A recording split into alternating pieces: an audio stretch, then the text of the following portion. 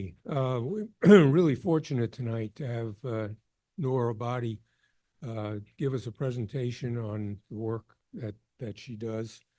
Um, Noor's business is named Noor Wood Design, based here in Atlanta, and she'll, as you'll see, she specializes in handmade functional art. Noor's originally from Jordan, and I've been to Jordan. You're better off here.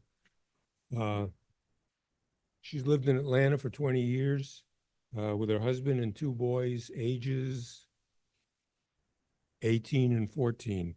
Challenging years. Yeah. Noor's a professor at Savannah College of Art and Design and also serves on several nonprofit boards. She's got some great hobbies when she's not woodworking. She enjoys cycling, kayaking, and piano playing. There's no relationship. That's really diverse.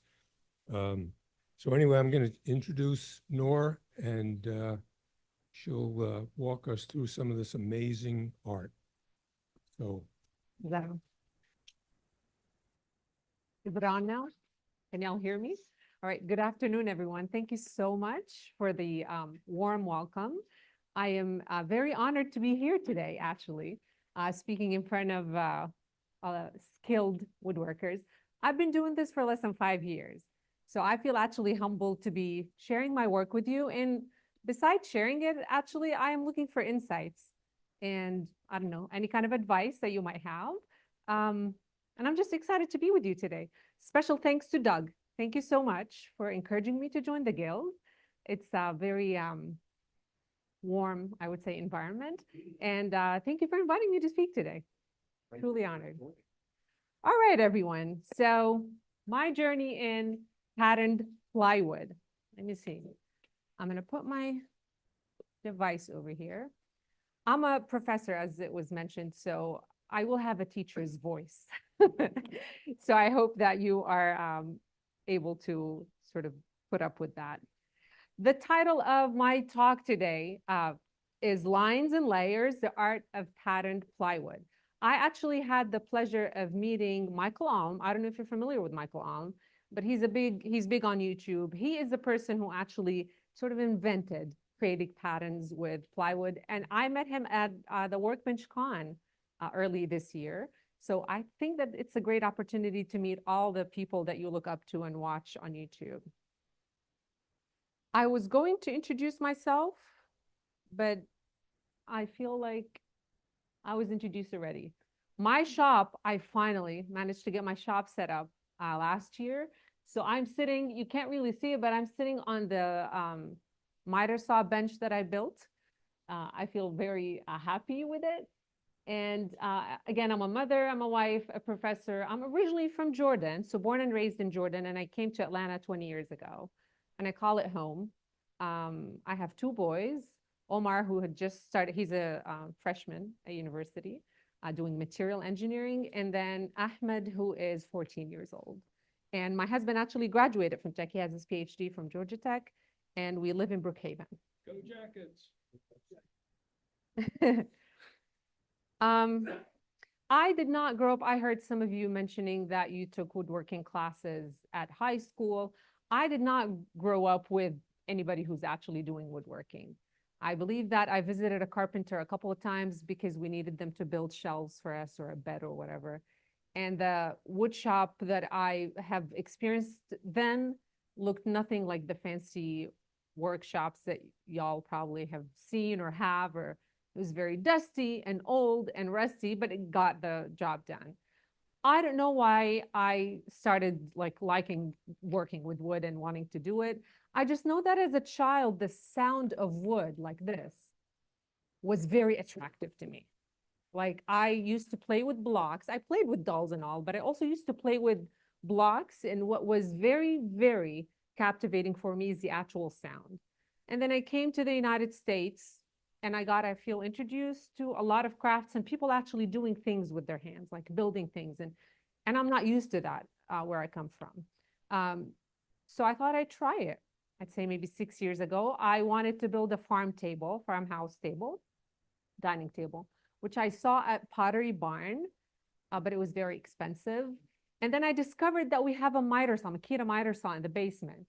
I'm like, what's this doing here? And then my husband said, oh, I bought it to just chop some wood and like just for general crafts. And I said, can you teach me how to use it? He said, yeah, sure. Now the sound of it was just too loud and scary. But I feel the minute I got over that, like chopping the first couple and making sure that I clamp my piece so that it doesn't kick back, I was able to do a bunch of small, simple projects. So the mailbox that I have in the front house, and then a couple of tables that I built. And after that, I felt, you know what, I could do a lot. Now, one advantage that I have from teaching at SCAD, I don't know if you're familiar with SCAD, but it's the art and design university in the South, is that we have a lot of workshops there. And I was taught by people who managed those shops and certified, so to speak, to be able to use more power tools like the bandsaw, the table saw, and the router and whatnot. So I feel privileged in that regard that I was taught by people who are experienced. Post-COVID, I decided that I'm actually going to invest in building my own shop. I didn't build it myself, but actually like having a shop outside the basement underneath my porch. So this is just to give you a little bit of background. Here's what you will learn. And this is a slide that I always have for my students. So and again, I'm sorry if it sounds too lectury, but I'm going to go over my guiding principles. Like, what are the things? Because I decided that I'm going to do this for business, actually. It's not just a hobby. I want to be able to make money out of this because I really, really enjoy it. Like, I do not feel the time when I'm in the shop, maybe 6, 7, sometimes 8 hours pass, and you probably all know the feeling. And I just don't feel the time. So I figured I want to maybe, I don't know, try and make money out of this. How line, shape, and color influence pattern plywood design. Again, I teach at an art university. So we talk about principles of art all the time. And we talk about elements of art all the time and principles of design all the time. So they're always in the back of my head when I'm doing this, this type of work. So I'm gonna touch on the elements of art and the principles of design after that influence my work. I'm gonna go over some of the cutting, assembling, finishing, like processes that I go through. None of it is gonna be new to you, but I'm just gonna share that with you. I would actually like to welcome any feedback or insights that you have. And finally, which I feel is like the most important thing, some of the challenges that I go through doing the work that I'm doing. This past weekend, I had my first art booth at Candler Park, Fall Fest. This is one of the largest art festivals. It has music and food and whatnot. And I invested a lot of time in the summer building for it. This was my first time putting my work out there to see if people are actually, am I the only one who thinks it's cool, or do people also think it's cool and like they're going to pay money to buy it? And it was a success. I sold about 80% of the things that I built, and it just felt great. So this is part of what I made, probably half of the things that I made. Most of the things that I build are functional. So, and I have some of them here. This is a wall hook that is used to hang keys or jewelry or whatnot, boxes, serving trays for cheese or sushi or in coasters, things like that. And I also made some bookmarks. I'm just gonna go over these real quickly. This is probably the third wall hook that I make for my mom. I visit my parents. They're still in Jordan. I visit them at least once a year. She has a lot of keys. So every time I come, she's like, what can I make you? Oh, key holder, like again, another one. So I made her that one. So when I thought about what is it that I want Noor Wood Design to do, I figured that there are three principles that are very important to me, and I really want my work to reflect these principles. The first one is beauty. I think that wood in and of itself, like even when I look at a piece of lumber, I think it's beautiful. But I also wanted, not everybody think that they're beautiful. I wanted the work to look aesthetically appealing to people. And I also wanted precision. And I also was looking for utility or purpose. It's not like art in and of itself is great, but I wanted those beautiful, what I think are beautiful pieces to be also purposeful and people find them useful. This is what fascinates me the most about plywood. It's the lines in them. Anytime I look at them, the first thing that I see are actually lines. And I think in general, like the first thing that catches my eyes when I look here, I see the lines. I feel like I see lines everywhere. So that's the first element of art that captivates me in plywood, and that's what draws me to it. So it's the layers, and obviously it needs to be good quality plywood. Some of you asked me, where do you source your plywood? I get Baltic birch plywood, and I make sure that it doesn't have gaps in it, because that's the one that finishes nicely and I don't need to use a lot of wood filler in it. Where do I source it? A couple of places, and I would welcome any suggestions. Some of you mentioned a store in Kennesaw, I guess, like a lumber, Peach State Lumber. I'm gonna try that tomorrow. Someone mentioned that today. So I'm gonna be there tomorrow morning because I'm running out. So again, the embedded lines and layers of ply, and I get to play with the angles and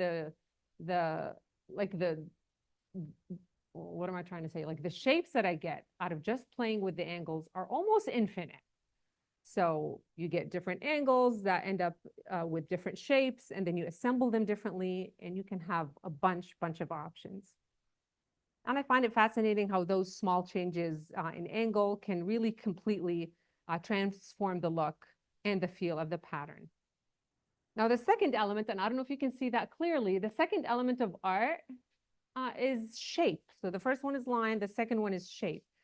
And I figured that it's the angle that determines the shape.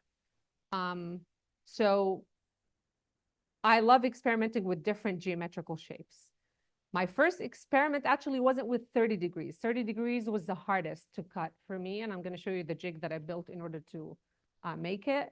But the first one that I experimented with actually was the hexagons, the 60 degrees.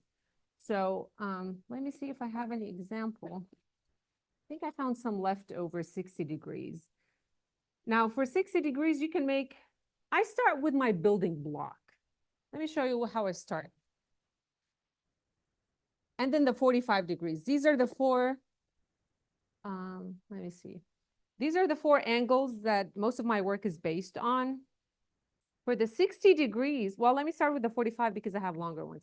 I basically do rip cuts.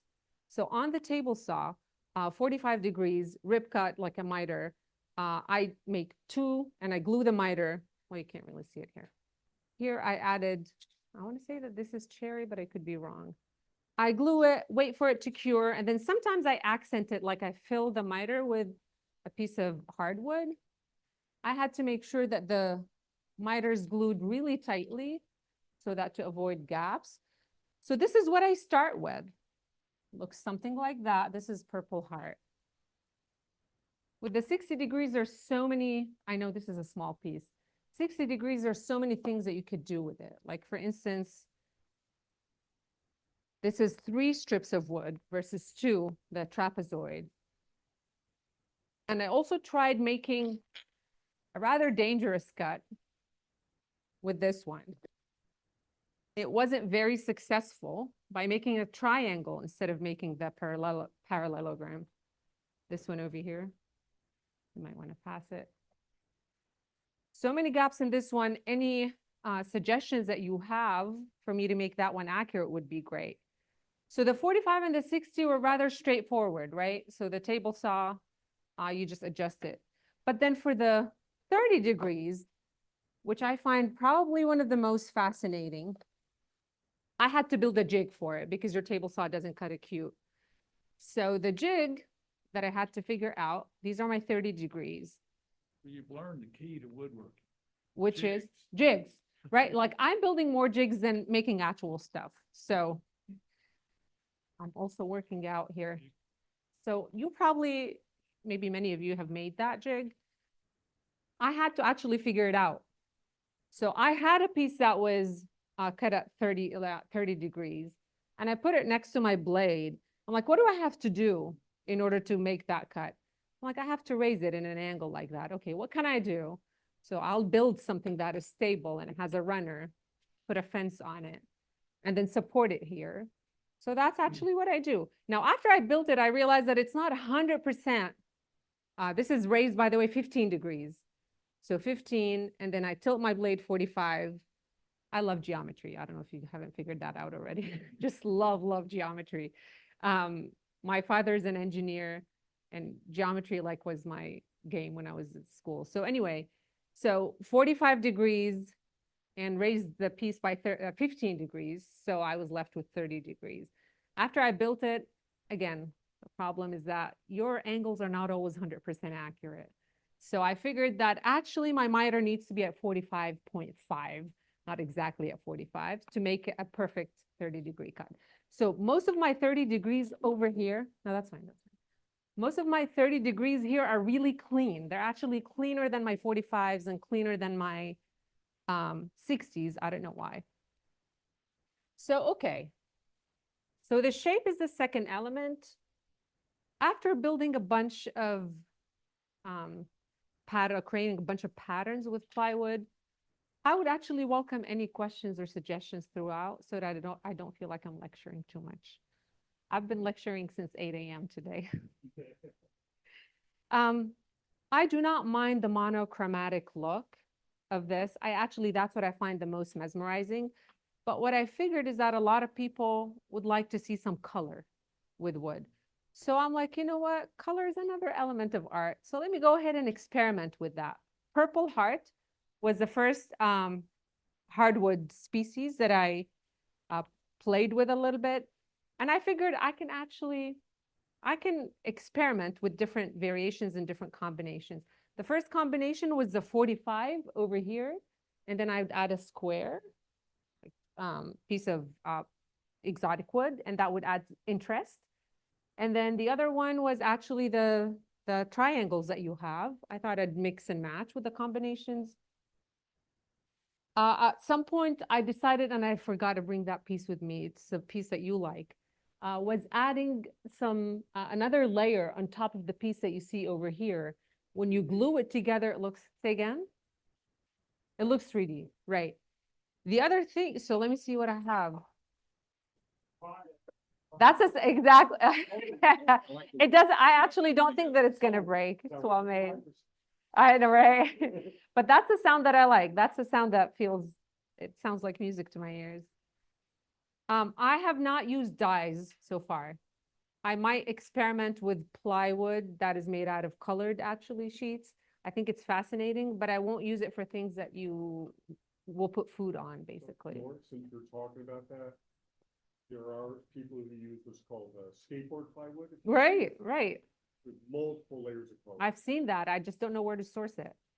Yeah, 'cause most people get them from broken skateboards. It's a lot of work. Oh, yeah, Yeah. it is. I mean, as we all know, we don't mind the work. So contrast, that's what color is adding to it. And it seems like people like it. I like it too. But again, if you ask me, this would be my most preferred pattern. It's a monochromatic, looking and trying to figure out what the pattern is. But what I want to say is that after I decide on the building block, and it took me some discovery that not all shapes actually assemble nicely or neatly. One of the most effective shapes is the triangles and also the hexagons. Squares, obviously, they do. But you can create a lot of combinations with assembly. And sometimes I just spend hours with hundreds of those pieces that I'm passing around, and I'm just playing with them to see what kind of patterns I can get. Now, principles of design, obviously, the key principle of design that I use here is pattern. So it's a core of my work. It's all about, repeating the elements. Out of these triangles that you have seen, I have created probably, I want to say 20 combinations. These are some of them. I ended up making serving boards from some of them and a lot of coasters out of these. Here are some of the combinations. I think these are just 8. That's all I could fit in one slide. But if you think about it, this is all just 30 degrees. Different colors. This was a very happy day for me, just playing with them. And then imagine also using different wood species. So this was all Purple Heart and Baltic ply, but then I also included Padauk, which, by the way, I discovered after finishing it with oil, Purple Heart looks almost like Padauk. So when I tried combining them together, before finish, they looked really distinct. I got purple and orange red. But then after adding the oil, I'm like, oh my God, they look almost the same. And it was a bummer. Now, the second principle of design that guides my work is actually variety. Variety just keeps it interesting. You're starting with the same building block, but you're just moving things around and it makes the patterns very, very interesting. And it gives it character.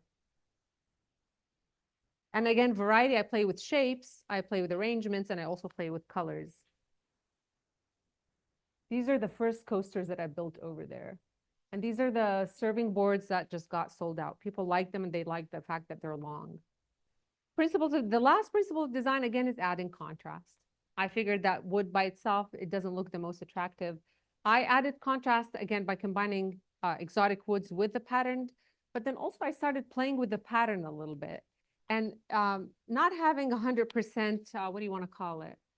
100% harmony. Like in this, and you can't see it in this one, but you probably see it in the middle picture over there. I thought maybe I can create a mirror image with my patterns.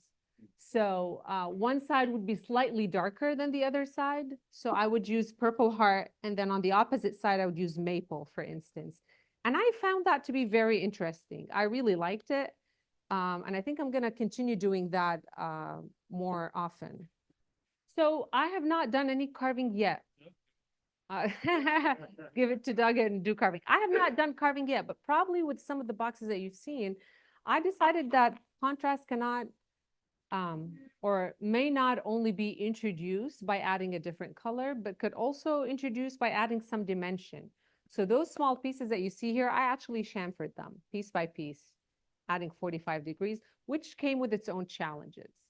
But I think it also added interest to it. So instead of looking flat, like what you see from the inside, it added, I don't know, it was interesting, but it was very time consuming because it was piece by piece on the router table and you get very close to the rotating blade, which was not. I make long rip cuts, add a miter, I glue the miters, make sure that they're cure 100%. And then I use a cross-cut sled, something similar to what you have over there. Actually very similar to the one hanging on the cleat. And I just chop it. And the blade that I use on my table saw, I think I have, oh, there it is. That's me in action. This is the cross-cut sled that I built. And I really like using the thin curve blade so that it doesn't waste a lot of material. It's still a lot of material that's wasted. I use my bandsaw sometimes for those repeated cuts, but for some reason, I have a very good quality bandsaw. It's Harvey. I'm not marketing anything, but it's Harvey. I think I need some help with fine tuning it, and because I'm not very happy with the cuts that it's making. They're still not very clean. They're not. Okay, so I mainly use the table saw. I'm just very happy with how clean the cuts are. It's also very, I have the saw stop, so I feel safe. I triggered it once. I know. It was bad, and I did feel a little bit stupid afterwards. Although I've been using it for 5 years, I've never triggered it, but I did trigger it a few months ago. Oh, I'll look at it later. And then I use a bandsaw, but again, my cuts are not very clean, and I feel like I end up losing material in sanding anyway. So I use the table saw. I've made some custom jigs, the 30-degree jig over here, the crosscut sled. And then I've also built, for these simple things that you probably take for granted, but being able to drill angled holes was also a challenge. So I had to build something and I didn't want to build like a special one for 45, a special one for 30 or whatever. So I just added a hinge, and then I stop it with a piece of wood that's mitered at the angle that I want, like that. I clamp it, and then if I want 60 degrees, I have a 60-degree miter. And I clamp this I have a drill press. I actually inherited a drill press, and that's what I do. Now I'll come to the challenges. I've faced many challenges, and I'm not talking even about the business side of this, just the technical side of this. I've faced many challenges, and one of the main challenges is actually getting an accurate cut. Like, it took me a minute to discover that just because the blade is set to be at 45 degrees, it doesn't really mean that it's 45 degrees, and that after you make your cut, you actually have to measure it. And these things you probably know already. It took me a while to actually discover them. And sometimes I would discover them after I glue. Like, I put it together, I'm like, why is this not fitting nicely? And then I'm like, oh, my angle is not accurate. And then why is that? This, Thank you. Test it, exactly. And don't trust your eye. Like, I don't trust my eye. So again, as you probably can't see this here, but I know that it has a lot of gaps in it. Despite me using the square frame that I built so that I use square frames a lot. With the glues and clamping and all of that, I still end up with some gaps here and there. I've learned to mix the wood dust. I've learned to save the wood dust from different wood species. You probably have these little containers, and then mix it with glue, and then filling the gaps. But gaps are inevitable when you're gluing so many small pieces. The other one is ripping acute cuts. I managed to figure out a solution for this one, but if I'm trying to cut a small triangle, like 60-degree triangle like that, I'm still struggling with these things, honestly. So, and I don't know if I want to make a smaller angle than 30 degrees. What do I have to do? Do I need to like build another jig or, but I figured that the smaller the angle, the more interesting the pattern is. So I want to play more with that. So that's a challenge. I love the chamfer. I love it when I do it on the pieces, but gluing it is a big challenge. I don't know why. Like I think the surface, you have less surface when you chamfer it. It's already a small piece. Chamfer it, you have a less surface. Glue it together, it's not as strong, I guess, and you end up also with some gaps. So that's one. Now, to your point, streamlining and making the work more efficient is also a challenge. So what I figured is that maybe instead of starting with a small building block, I don't know where the pieces are, if I can have just some of them. So this is initially when I started, I used to make these and then chop them or slice them like piece by piece and then glue these tiny pieces together. And then I figured maybe I can actually glue these together, like determine what the pattern is going to be ahead of time, and then glue this together. And instead of chopping 4 pieces, I just chop this all at once. So you can see that on the top. That's what I ended up doing. These are the bookmarks that I made, and I didn't glue every single piece. I actually glued the whole thing together, and then I sliced it. So that helped a little bit. I think the more I do things like repeatability, that's the hard word for me to say. Repeatability helps. So how long does it take for me? When I first started with these coasters, I glued every single triangle. And then when I decided I'm going to sell, I actually built a whole thing. And I sliced it. The bookmarks were 1/16th, let me say, 16th of an inch. I'm also going to have to say that the imperial system is a little bit challenging for me. I grew up with the metric.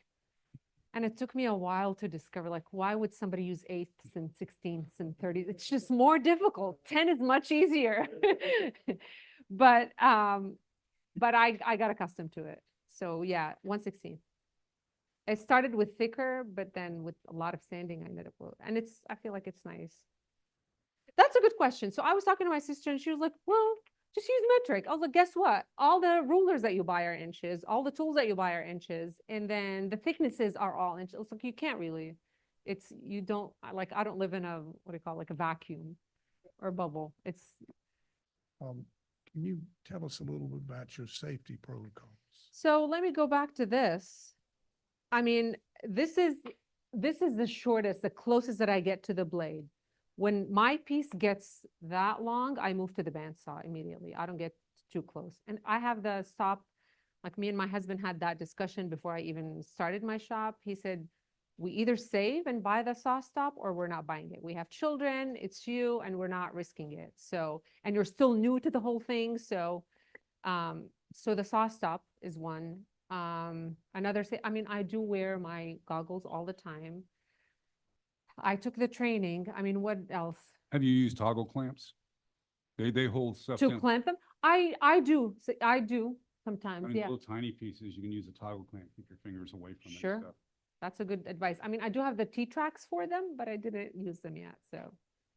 I do. Now with the router is a little bit easier. So I never use the router without my gloves, and I always use the holder that holds it really tight. almost anything that spins, you need to be very careful about Well, gloves good to know. because it can snag it and pull it in. Oh, So what'll end up happening is it'll hold your hand closer to the blade longer because you can't pull it away because the glove will wow, wrap around a bit. I see. So angle grinders, table saws, all of them, just be aware of it. Got it. Well, that's very helpful. Very helpful to know. Now, I don't use it with the table saw because I know it's going to prevent the trigger if any contact happens. So I don't wear it with the table saw for that reason, but that's very good to know. Thanks. So I have a good dust collection that I connected to it. I'm very happy with the dust collection I have. I do wear a mask, but this was a photo shoot.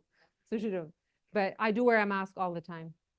I was gonna say that this photograph you've taken is really illustrative in that between the saw blade and the cutoff piece, the little piece that you're trying Right. to yield, that can become like a bullet.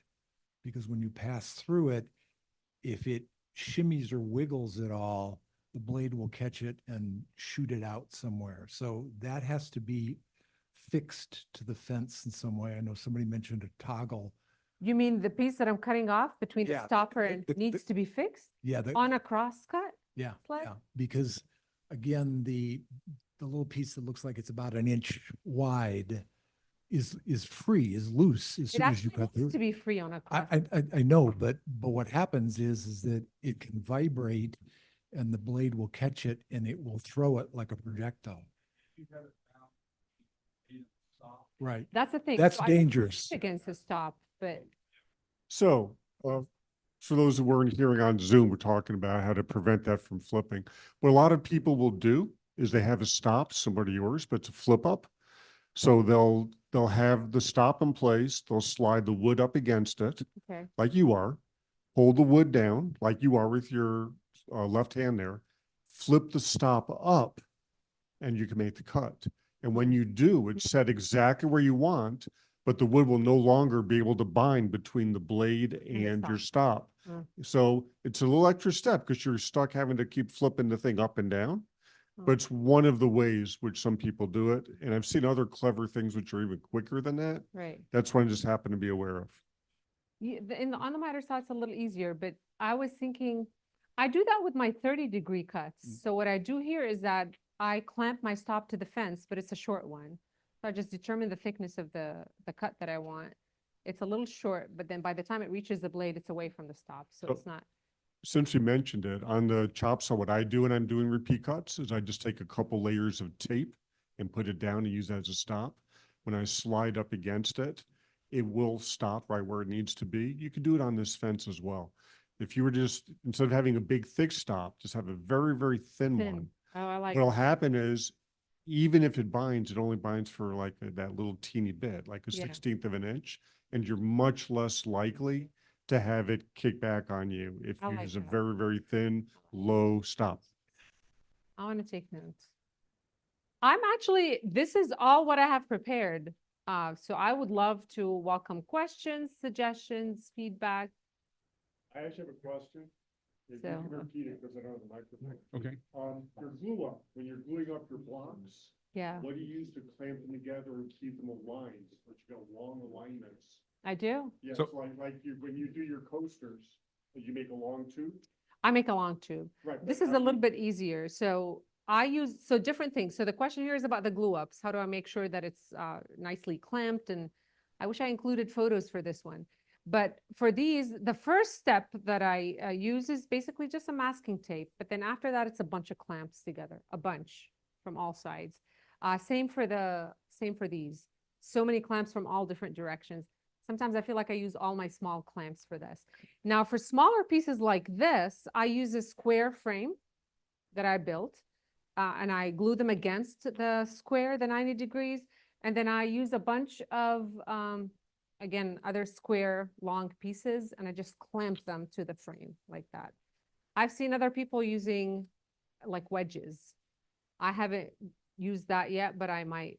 Have you seen people like clamping with wedges? So yeah. It seems to me that maybe taping this, if your joinery is good enough, glue will literally pull it together. I think so, but just in case, But That's what I see, do. The problem with clamps is they're so clumsy on something like this that maybe just wrap it with tape and be done with it, because most glue, Hmm.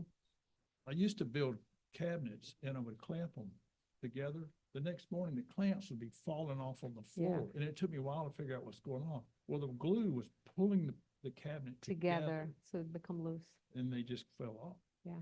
So that may be something to experiment. And for a lot of my patterns, I actually have a whole big bag of rubber bands in the shop. I do, yeah. Yep. I use these too. I use rubber bands as well. So your problem with chamfers, Yeah. with glue ups, have you tried putting a plate on top of it and clamping down on the plate? A plate on top of the, like, Yeah, big. right. pattern? No, I haven't. I'm just Because- worried that it might get glued to it. Well, put a piece of wax paper down and you don't have to worry about it. Hmm. Put a piece of wax paper between the plate and the wood, Yeah. and then clamp that down. Hmm. And that'll keep, I think what your chamfers are causing is it's too thin Right. and the wood's kind of buckling a little bit Yeah. as you're doing that. If you put a plate on top of it, it'll keep all those pieces aligned properly. Lovely. Yeah, love that. Yeah. Can you tell us a little bit about how you sand things flat? Okay. Initially, I might actually show you a video on my Instagram. Initially, how I started it was actually just using my Festool, what do you call, orbit sander, starting with 60 and then 80 and then 100, 120. But I'm making a lot of pieces. And then I also use those little card that, like the metal cards, what do you call them? Thanks. Scrapers. But I would, like, my hands would just be destroyed by the end of that day. And I played the piano, but someone had mentioned, what does it have in common? Actually, the hands that work with wood are not the same hands that play the piano. So since I started working with wood more often, I'm not playing the piano as often. But anyway, I invested in a drum sander. It was a gift actually from my husband. I walked in the shop after a trip that I took in the summer and I found the drum sander and I'm very, very happy with it. So it has helped me a lot. Is it? He doesn't use he uses some of the hand tools, but none of the power tools that I have. He's just doesn't seem to be interested in it. So one of the suggestions I'd have, because we were talking about gaps in your glue ups Yeah. before the meeting. Yeah. And one of the suggestions Who's I'd talking about have, gaps in my glue? I'm just kidding. you were, I was. like a typical woodworker, you were admitting things that you shouldn't. But anyway, Right. one of the things that I think would be interesting is to work with the drum sander and possibly build yourself some sleds Hmm. to do some precision sanding of things that you'd pass under the drum sander with a really, really light cut on it to get a little bit more precision in your triangular long pieces before you glued them up. One of the other things I'd suggest that you think about from a design standpoint is cutting some thin material, like a 1/16 of an inch thick, and then sanding it to a 32nd of an inch Wow. thick, which would be comparable to one of your layers of plywood Hmm. out of a contrasting hardwood, and then glue that to the outside of your triangles, Mm, which would accent the triangular shape yeah, more, and try that some. would love to. I have no idea what the sled looks like. I'm trying to picture it, but I'm gonna look that up. Yeah. Thank you so much. Yeah. Nora, my question is, what are your goals? I mean, you sold some stuff, but I imagine you make a lot more as a professor in terms of dollars. Please. And so where do you plan to go with this woodworking? I got that impression from teachers don't make a lot of money. No, we don't. I am, my goal is to see, I think my ultimate goal is to be able to build really nice dining tables. I love dining tables for many reasons. I built 4 dining tables so far, but that was when I only had the miter saw and a flimsy bandsaw. So, and everything was sanded by hand. And I think dining tables are central in our household. So it's family time and friends time and a lot of stories and a lot of memories and good food. And I love cooking too. So I would love to be part of people's stories in that sense. Well, you're going to run out of friends. I mean, are you, you know, Yeah, so well, they're not run out, but you're going to give them so many, Thank you. so I many run items. social media. So I do have some social media presence that I'm hoping I would expand a little bit. I've also contacted, I've networked with fellow woodworkers around the country who have done this before, and they've shared with me their strategies, like how they build their business online, how they rely on emails and subscribers, and how to build a website. I've already built my website. Now my husband is the electrical engineer, is helping me with that. So I'm not doing that, but I do have a website, and I do have a listserv. It's a humble one, but my hope actually is to expand my business this coming holidays. A lot of people who bought my stuff at the Fall Fest, they bought it for gifts for the holidays. So that's how I want to start. And eventually, I really hope that I'll be able to be building dining tables. And make a living doing it or enjoying. I love teaching. I love being in the classroom. But I think that when I reach that level, I probably don't have to spend a lot of time teaching and preparing and whatnot, you know, so. I find the mid-century like designs very attractive. So I don't know. I'm still thinking. I'm looking at things like the ones with the floating tabletop, nice joinery. I have to learn all of that. But I don't think that I'm very, very far though. So I'm getting there. And I'm probably going to reach out to my guild fellows for helps in joinery and things like that. John Jones, the mahogany guy. Sure. So mahogany and joinery. And the guild picnic. That's right. What kind of finish do I use? So for items like this, I use spray lacquer, 4 coats on this also. I think I was a little lazy, so I used 3 coats for that one. I like it. Watco. I tried different types of lacquer. I like Watco very much. And I feel like I was on a search for the best, because this is the part that bothered me the most. The design or the wood would look really nice to me until I apply the finish. So if I'm applying oil, most of the time it yellows and it just doesn't look nice. I really didn't like it until I found Odie's. I think that's how you say it. ODIE. Is that how you say it? And I love it. I love it's expensive. You probably know it. You apply a little bit, it hardens really nice. And I really like it. So for Odie's oil. Try using the Odie's dark with plywood. Dark? We make it Odie's dark. Okay. And it's naturally, it's a natural. Odie's dark, and I think Milton Miller could tell you probably more than I can, but there's a natural tannin that darkens the Odie's without making it look unnatural. Oh, lovely. And I think with the patterns, some of these patterns, that'd be an interesting look. Sure. So these are the 2 ones that I think I'm going to be using for a long time. I've experimented with a lot of other things. So shellac and different types of poly, oil-based, water-based, different types of finishes, but I'm different types of oils. So linseed oil and 2 quick things. yeah. Odie's is all right, but Osmos will give you a better result at half the price. And What number is it? 2, What is it? Osmos, OSMO. Osmos. Oh. Yeah, we have 6 different shades of Odie's. Another thing that I think is real helpful for safety is get a number 2 pencil, full length. Yeah. It's got a ruby red eraser on the end. Just lick it before you put it on the I wood. do that. It'll make contact and you can move the little pieces out of your That's a good bandsaw. Yeah, I do that. and I do pencils that. are cheaper than fingers. I never leave them hanging. The minute it's cut, I just use a rubber. No, it's going to trigger it. I get it. Yeah. Oh, you just wrap it in like. Yeah. I'm curious Yeah. about your journey, because you came at this more from a design ethos because of, where you work and whom you interact with. Many people in the room come from more of an engineering or technical, like more about the skill of it. And what you do is really, really interesting. How, how did you start to visualize, what drove you to this sort of look?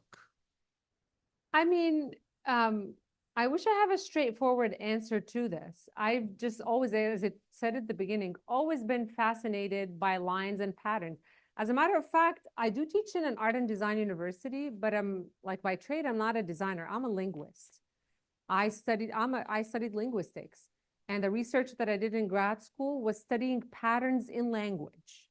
Because we do, what I've learned is that we don't speak in just assembling words, we actually speak in patterns. We speak in phrases. So patterns in general in life, I find them fascinating. And I find geometry, this could be in the back of my head. I come from a culture and tradition that has a lot of geometric based art wherever you go. I did not intentionally try to mimic any of that, but I feel like in the back of my head, it's there and I have an appreciation for it. So I actually do think that a lot of the work that I do is, what do you call it? Is like an homage to the art of geometry. I love geometry so much. So I don't know if that answers the question. There was another part of your question. What was it? Like what drew me to it? Oh, that art and design. As much as I try, I do see things from the lens of art and design, but I have so much honor and respect to the craft itself. So there's art in a lot of what y'all do, but what I'm after is actually the mastery of the craft. So before I do get creative, a little bit creative in the process, but I'm really after that mastery before being creative, if that makes sense. Oh, wow. What did I say? Okay. I spent about 10 years in the Middle East, and it looks to me like there is some Middle Eastern influence in your design. Is that part of it also? It's not intentional. Again, I was an art history professor at Kennesaw State University, saw my work and she said, she's writing a book. She said, I want to talk to you. She kept asking me all these questions and I said, I swear to God, I'm not trying to, I'm not even looking at those geometric patterns and I try to mimic them, but maybe they're just in the back of my head. I mean, I grew up with them. Yeah. And so it's in my subconscious probably, and I have that appreciation for it, but. Let's get Larry here. He's been waiting. You mentioned the osmosis oil a while ago. I didn't, he did. Yeah, he did. For last year, I made about a dozen small cutting boards for gifts. I used it on there. No darkening whatsoever. Oh, great. Or yellowing. Or yellowing. No yellowing.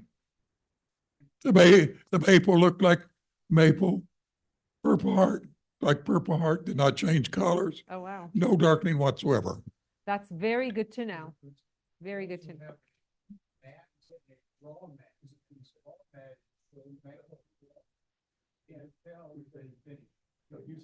Oh, lovely. Osmo. So I want to go back to your coasters for a moment. Yeah. If I presume when you're making your coasters, you try to become efficient by setting up an assembly line, doing a whole bunch at one time. Right. So have you ever sort of equated how much time you spend per set of coasters and what do you sell them for?